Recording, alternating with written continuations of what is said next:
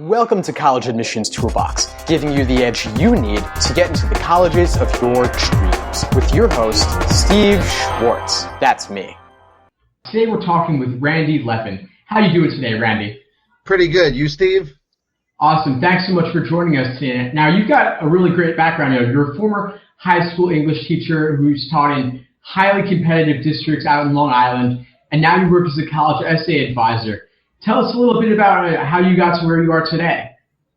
Well, it's really a unique story, and it's a little odd. I started off my career actually as a stand-up comedian. I did it for many years. I lived in L.A. I had a sitcom pilot, but I think I watched Dead Poet Society one too many times, and I thought I was going to be the really cool English teacher. So I came back to New York, got my degree, also got an MFA in creative writing. Went into teaching. I love the concept of teaching. I'm not thrilled with a lot of the minutia of the American education system.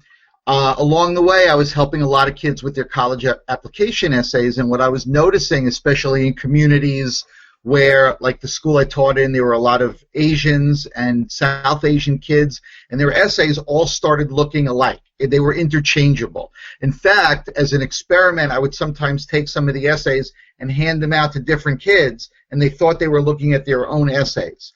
So that really gave me an insight into the system, and then I decided I wasn't happy teaching high school in the traditional way, so I went out on my own. I created Right to College, and now I just work with kids on their college application essays. Oh, wow, that's really something, so you kind of scrambled up all the essays, and kids, didn't even know who had written what. And, one thing I always say to students is, no one but you should have been able to write your own college essay. It should be personal in some way. What do you think about that? Absolutely. In fact, believe it or not, my first career in show business actually also gave me insight into this. There was one point where I got to sit on the other side of the desk with agents that were looking to cast for this thing that I had already done, so they wanted my input. And we saw, it was here in New York City, and we saw about 300 actors.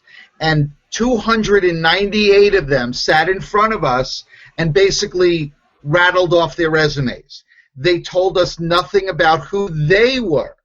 But the one or two people that would say something like, sorry I'm late, but my motorcycle, blah, blah, blah, all of a sudden later in the day we'd refer to, you remember the motorcycle guy? I like the motorcycle guy because I knew who he was. It was his voice. It was who he was. And these college essays are the same thing. The college just wants to know who you are as a person, especially in this day and age where on paper everybody looks alike. Everybody's gotten 12 AP courses, first chair violin, president of the mathletes. 1,000 hours of community service. So the essay is who you are, not what your accomplishments are in the robotics club. What makes you tick as a teenager? Sure, absolutely. It's having those little details that really stand out. Now, are there any students you worked with, back when you were teaching in high school, or even students you've worked with more, really stood out to you in that way? And if so, what was it about them or what they wrote about that kind of gave them that hook where they were the motorcycle guy of their class, so to speak? Well, what's interesting is a lot of kids don't ever start out that way because in the initial conversation, they take the road that most kids take, which is talking about their, academic accomplishments, their extracurricular accomplishments. But once I get them to talk about themselves, the light bulbs go on for them. You got the kid that's so obsessed playing the guitar that his parents always say, if the house was on fire, no, you wouldn't know because you're in your room trying to master one fret change. Well, that's colleges love process, not the destination. In high school, everything's focused on getting an A, getting the highest GPA, getting the highest score. Colleges, we want you to love the process for the sake of the process. Like life's a journey, not a destination. So here's a kid talking about he will sit with the guitar alone in his room to master a fret change as long as it takes, because he just wants to master the thing, not the whole picture.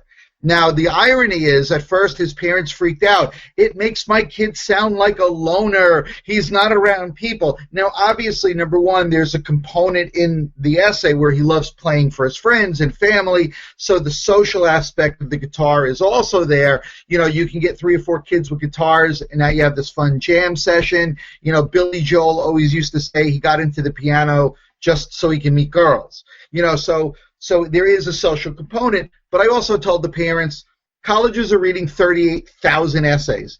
They're not analyzing these things to death. They want to know, what are you passionate about? What makes you tick other than trying to get an A in class?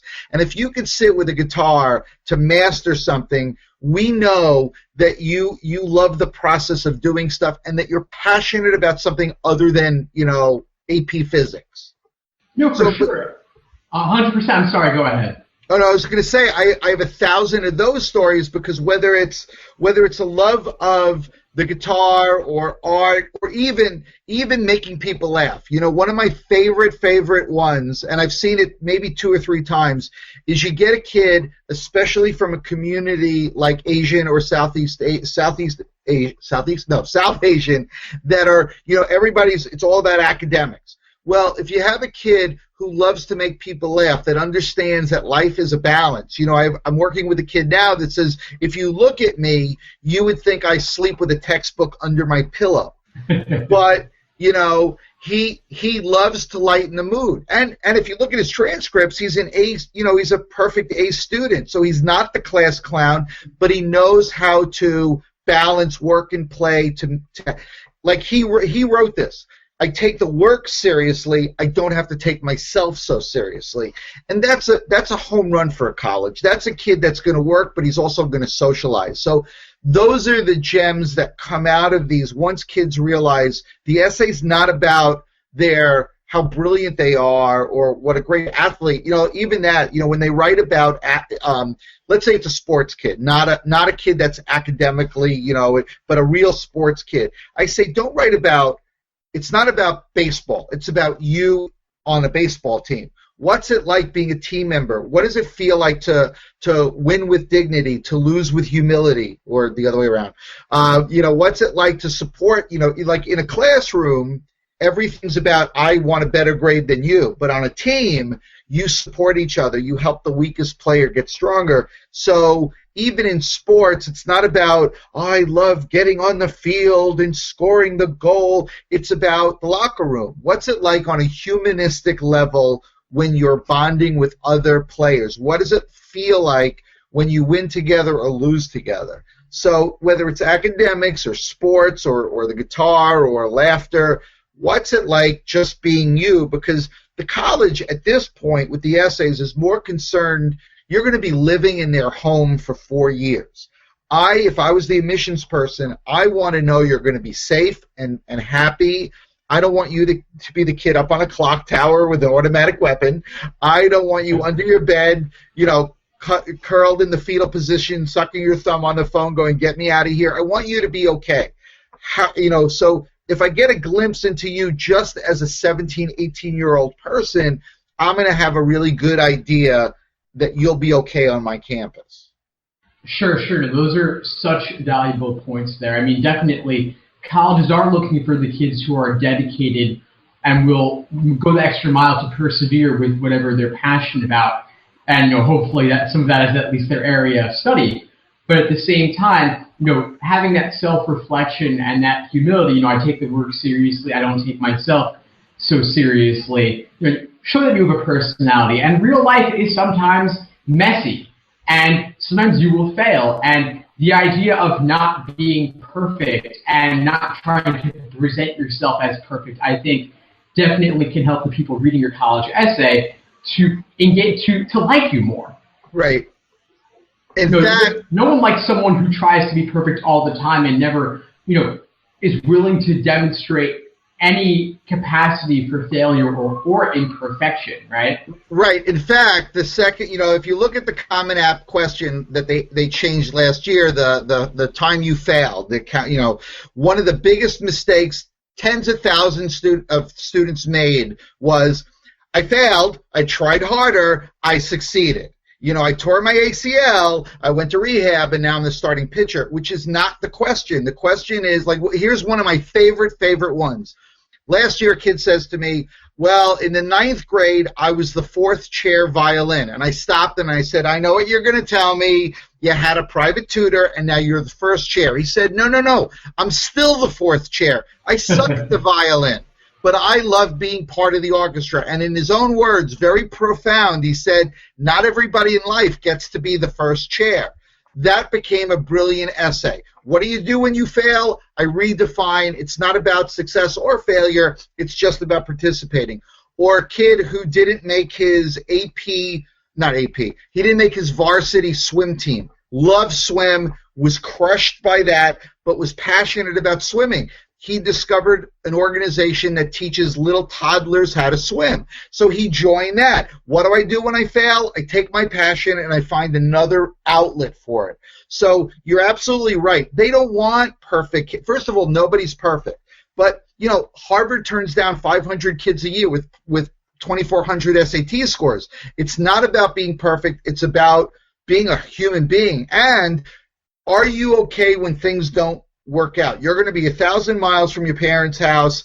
They're not going to be able to call the guidance counselor or your math teacher. When something doesn't work out and you're living in our building, are you going to be okay? If you know how to fail and what to make of that, I feel safe. But if everything you do, I'm a winner, I win, I never fail, that's a huge red flag, I think. Sure. I mean, the people who take on big projects, sometimes those projects will fail, and demonstrating a capacity to recognize that that vulnerability in yourself, that not everything you do will succeed all the time. It also shows that you're able to learn from previous mistakes. So even if you have not had a huge success since then, having learned something from a previous failure means that maybe you're more likely to succeed at something bigger in the future, and maybe that bigger thing will be while you're in college, or even after you go to college. But if you never fail at anything, maybe you're not taking on large enough challenges in the first place, right? Right. Or you live in one of those districts where everybody gets an A because they don't want mommy calling the superintendent who they play tennis with. So Right, of course. Absolutely. Such a great point, Randy. I'm wondering, one thing we really love to hear on College Admissions Toolbox are stories, and you've already shared some great ones, but I'm wondering if there are any worst stories in college admissions that come to mind for you, maybe students you've worked with in the past or more recently, and we can kind of delve into some lessons learned related to those. Oh my God, yes. Well, first of all, you sort of addressed it yourself with the essays. Look at me, how perfect I am. I'm the president of this. I'm a great leader. I think the bad ones fall into a few categories. One is the ones filled with cliches. I'm hardworking. I'm determined. I'm driven. I love learning. All of the you're going to college. We hope you're hardworking, driven, determined, and love learning. Either that or go get a job somewhere else. So the ones filled with cliches, that could be like anybody else. But I have seen some ones where really bright kids make really silly choices, like insulting their school. I look forward to going to college. My teachers here aren't as good as the professors will be at your school. That kind of stuff, or the kids in my school don't take school as seriously as I do. I mean, anything where it insults somebody else. Or even the language. Actually, yesterday, a girl, one of my clients, she wanted to run by this idea. The fifth question, transition to adulthood. Now, keep in mind, this is a really brilliant kid. She said to me, well, I think my transition happened when I was put in charge of taking care of a little kitten, and I forgot to feed it, and I left the door open, and we had a dog, and the dog came in and killed it. So God. And I'm like, wow. So you want the college to know you're not a good choice, But again, it's sometimes just not common sense. One of my favorite ones was a supplemental essay for Stanford University. I think it was a question. It was, what outrages you? And this kid wrote about the school wouldn't let the girls' volleyball team was playing in a championship. during school hours, the principal wouldn't cancel classes, so he organized a sit-in demonstration and got all the kids out of the classrooms to, like, barricade themselves in the hallway and, insist. I'm like, great. So you want the college to know that if you take, if I take you into my college and you're not happy with the size of the lunch trays, you're going to, like, burn down the administration building. Now, that same essay could have been okay if it was sculpted by the point of, I was frustrated that people, didn't understand. I used a persuasive argument to convince other students to join me in speaking with the principal. We presented our case and convinced him, instead of, like, we held your daughter hostage and, we're going to burn down the campus. So every essay has to be positive. I think the most egregious one I ever saw, sometimes kids have an agenda past what they wanted. It's an other agenda. So I was speaking in a high school, and a kid raised his hand and said, I want to write my essay based on the fact that I hate the letter M, because M is the first initial of my birth father's or biological father's name, and he abandoned us when I was young, so I hate the letter M. It's like, your essays have to be positive. Your essays can't be hateful, negative, hurtful.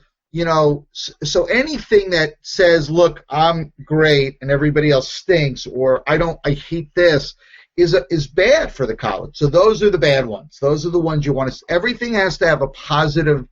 Think of it in terms, you meet somebody for the first time, like a blind date, so to speak, and the person's, I hate my father, I hate this. There's no second date. You know what I mean? The college isn't going to be happy with somebody that's just negative. Oh, sure, absolutely, Randy. I mean, I think definitely you want them to like you, and you want the college deans, the acceptance folks, admissions folks, to really want you to hang out with them on your campus. Obviously not with them themselves, but to be positive people who will contribute in a meaningful, positive way. And obviously making them think that you might start some sort of violent protest. I mean, that happened a lot back in the 60s and 70s, right? Colleges, institutional memories matter. They remember that in some way, and they certainly don't want that to happen again. And to some extent, that has happened at colleges in recent years as well. So they don't want people who are going to cause problems, and they also don't want people who are going to be Debbie Downers. And obviously, the college knows they're awesome, and they know that maybe you're done with high school. They don't need you to tell them those things. They already know they're great. Harvard already knows everyone wants to be there. So just think about more, what can you contribute? It's about what value can you add to them, not why you want to go there. It's why they should want you. And so kind of keeping that perspective in mind and really thinking about, what do you want them to walk away from this essay with? So right. Great points there. Right. Well, you touched upon 2 points. An admissions person once said to me, when I read an essay, I know I like this kid if I say I want to run into him in a year and go, so what do you think? How's it going? So that thing. The other thing is, you're absolutely right. If you write, it's a spectacular campus with unparalleled resources, distinguished professors, like, they know that about themselves. And, if it sounds like it could be a press release or it could be an advertisement, it's no good. What the essay should do is basically, who are you? What are you passionate about? What makes you tick? Like you said, if the essay is, what do you bring to the campus? Well, let's say you are the fundraising chairman for your club, and you've helped raise a lot of money. Whatever club you're going to join, your experience in fundraising you'll bring. Let's say you play the guitar. You will seek out other people that either sing or play the guitar and sit under a tree and play. They want to know that you're going to be engaged in the community. You're moving. Think of college as moving to a town. You're moving to a community. So the more you can bring, and not necessarily your enthusiasm, because everybody's enthusiastic, not your desire to learn, because everybody are those things. but the personal things, the experience, not your leadership. Everybody's a leader. You know, as a freshman, you're not going to be in charge of anything. But your love of collaboration and cooperation, that, you know, you love working with other people on projects. So academically, you're a team player. Socially, you love to you know, get involved, that you have some skills, and it doesn't have to be huge skills. Like I said, it could be fundraising experience that you could bring to a club. Let's say you know about a certain charity because you've worked with it. Well, if that school has that, you already have sort of your Rolodex, even though that's an outdated term, but you have ability to immediately jump in and help because you already know that organization. So what personal skills, not intellectual skills, do you bring? Now, if a college is asking specifically like in an engineering department, what do you bring? And you have a specific love for something like entrepreneurism within, you know, starting at your own startup.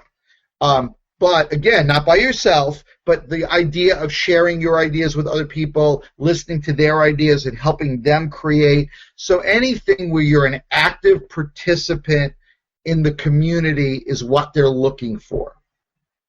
Definitely. You know, couldn't agree more. All great points there. I want to shift gears for a second. I'm wondering, Randy, if there are any examples that come to mind of students who kind of had that light bulb moment with their college essay in some way, maybe along the lines of, you know, taking a topic and reframing it from something negative to something positive, or whatever comes to mind. Well, I think I sort of, yeah, I mean, all of those essays, you know, when somebody sends me a first draft, and the first draft is filled with all of that, you know, the cliche stuff, what'll happen is there's no point in editing it. I just call them up and say, okay, forget that essay, you know, and then I just direct them. The light bulb moment comes on really as soon as they realize it's not about my academic accomplishments. It's not about being a team. Like, for instance, a lot of colleges will ask about, you know, leadership qualities. Well, too many students make the mistake of writing about what a great leader they are and how everybody sees them as a leader and you're respected as a leader. What I say is, what lessons have you learned about leadership from mistakes you've made as a leader? So that's when the light bulb goes on. Then they realize it's not about I'm a great leader. It's about here's what's made me a better leader. You know, I'm not great. That's a far way off. But you know, I once was involved in something as a leader where I took all the responsibility on myself. I didn't delegate anything, and the rest of my team looked at me like, well, what are we supposed to do? Once I realized that, I acquiesced and I started giving power to people, and I realized the more you empower the members of your team, you know, we all work together, everybody's invested in the success of it, you know. So it's the lessons I've learned that has made me a decent leader, not everybody sees me as a wonderful leader. So those are the light bulb moments when they realize their focus on the essays have been going in the wrong direction. You know, and part of the problem, I should say, is probably their parents, because their parents are behind them saying, tell the college how great you are, tell them how smart you are, and they're listening because it's your parents, and, you know, but that's the mistake. That's not what the colleges will look at your transcript and know that you're a smart kid. It's the human connection on the essay. So that's the light bulb. As soon as kids realize that, then their essays always take on a better direction.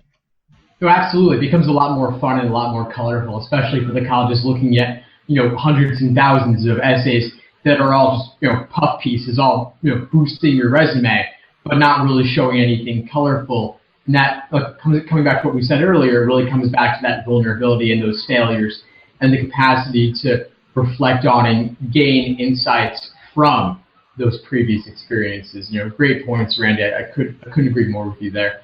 I want to move now into my favorite part of the interview, which is the lightning round.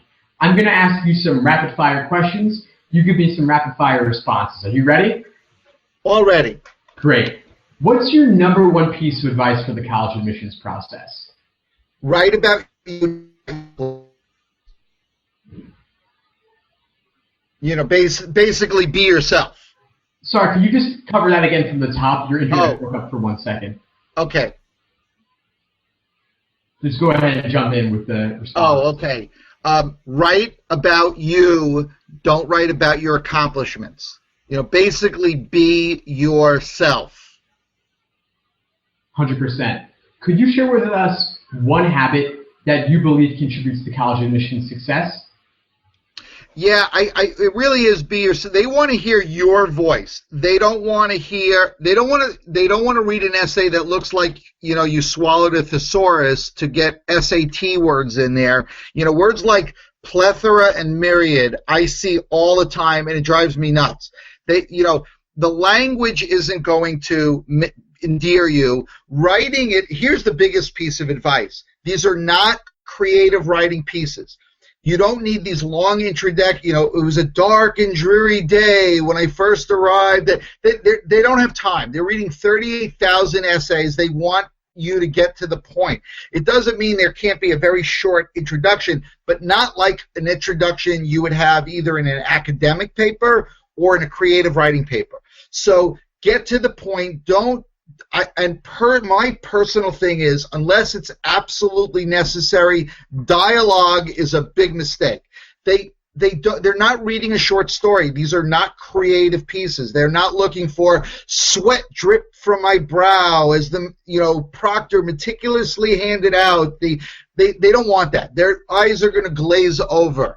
So be yourself, get the point across as concisely as you can, get to what they're asking you. They're asking you why this college, tell them why this college. Or your failure, don't write I remember one girl who wrote, it was almost a page just about how people in her senior year were asking her what she's going to apply to, and she wasn't sure. Well, get to the point.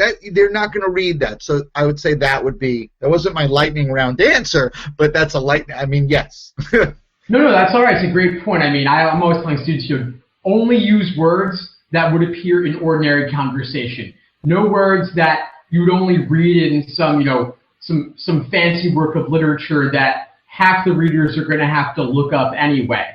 They don't have time for this. Make every single word count. And I agree with you, Randy, that dialogue often just takes up too much space and doesn't get to the point. I'll say, write a rough draft that's 3 times the length at least of what the final draft should be. We'll chop it down, and really keep the essence there.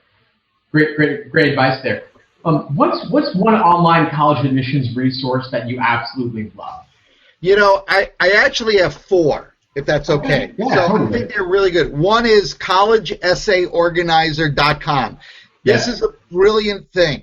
It's free. The cheap version is free. You don't get cheaper than that. Where you plug in the name of the schools you want to apply to, and up come the essays that you will have to do. If you're incredibly OCD and anal retentive as I am, for a nominal fee, they will categorize those. So because there's a lot of cross-pollination.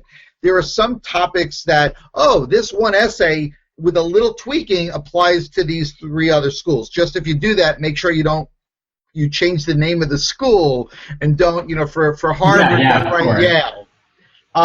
One of my other very big favorites is called DIYcollegerankings.com. It's D as in David, IY, collegerankings.com. This woman created a really great algorithm where if you want a campus that just has pine trees and not maple trees, you plug it in. I don't know if that's true with the trees, but, is the minutia of what you really want, and you'll get the list of colleges you never heard of. GoCampusing.com is great. GoCampusing.com. I can't stress this enough. Students need to visit colleges before they apply to them. Adults don't buy a house blindly without checking out the neighborhood. It doesn't matter if it has a prestigious name, if your cousin went there and loved it. You might get there and not like it for a million reasons. What's cool about GoCampusing.com, they just take students on the trip, no parents.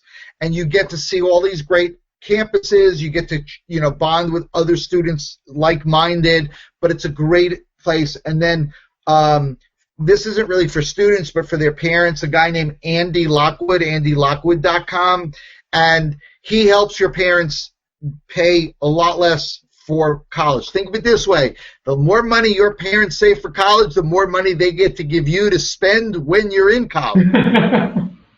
That's great advice. And those are all great resources, and we'll link to all of them in the show notes. Thanks for sharing those, Randy. What's one book that you believe no college applicant should be without? I don't know if there's I don't think there's any one, but I would say that in Barnes & Noble, any of those big, thick,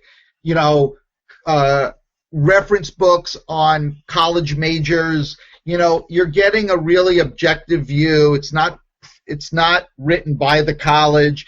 And even though it's big, it's like looking for a job. The first list you need to make are the things you don't want. I don't want a college in the city. I want a college that's at least 500 miles away from my parents. I want to make sure they have this major, but I also love this thing, so can I do that? So you look at the things you don't want, then you look through the books, and don't get caught up by the name. Don't start with Harvard, Yale, Princeton. There are great colleges out there that, Haverford is one of my new favorite colleges only because my nephew went there, and I never heard of it before. It's got one of the best math departments in the country, and most kids have never heard of Haverford. And the cool thing about Haverford, its sister schools are Swarthmore and Bryn Mawr. So those three schools, you could take courses on each other's campus, so it's great. But kids are, Harvard, Yale, Princeton, or my life is over. Harvard, Yale, Princeton, right. Dartmouth, maybe. But they're a great school. So those books, they're big. But look, you go take it. You don't even have to buy it. Sit in a cafe, get a cup of coffee, and start looking at schools based on your needs, and then narrow down the list. And then from there, you can do internet research, etc. But I don't know if there's one perfect book. But I think that's a great start. Sure. There are a lot of hidden gems out there. And for listeners who are looking for a few specific recommendations, a couple that come to mind are, the Fifth Guide to Colleges, and then also for more of the hidden gems along the lines of maybe Haverford is 40 Colleges That Changed Lives. And I'll link to both of those in the show notes. But yeah, any of those big reference books that are more objective are really valuable. Right. You might know this better than I. There's an author who's brilliant. He had a great piece in the New York Times like 2 months ago about finding a college that's good for you, not one that you have to struggle. But because his books are great, but his name escapes me. Frank Bruni. That's the guy. Yeah, Frank Bruni recently came out with an awesome book this year on the topic of just the fact that give me 1 second to think of it. It's where you go is not who you'll be. That was the title, and here you just kind of dialing down the stress level a little bit in the college search. So definitely some great ones there to check out. Thanks so much for joining us, Randy. Really appreciate your time. Where can folks find you online? It's write2college.com, WRITETO college.com, all one word. That's how they can find me. Awesome. We'll link to that in the show notes as well. Randy, you were an awesome guest. Lots of great stories and insights there. Really appreciate your time. Take care. Great. Thank you. Thanks for listening to College Admissions Toolbox. Head over to www.collegeadmissionstoolbox.com to get more free tools and resources that will help you get into the colleges of your dreams.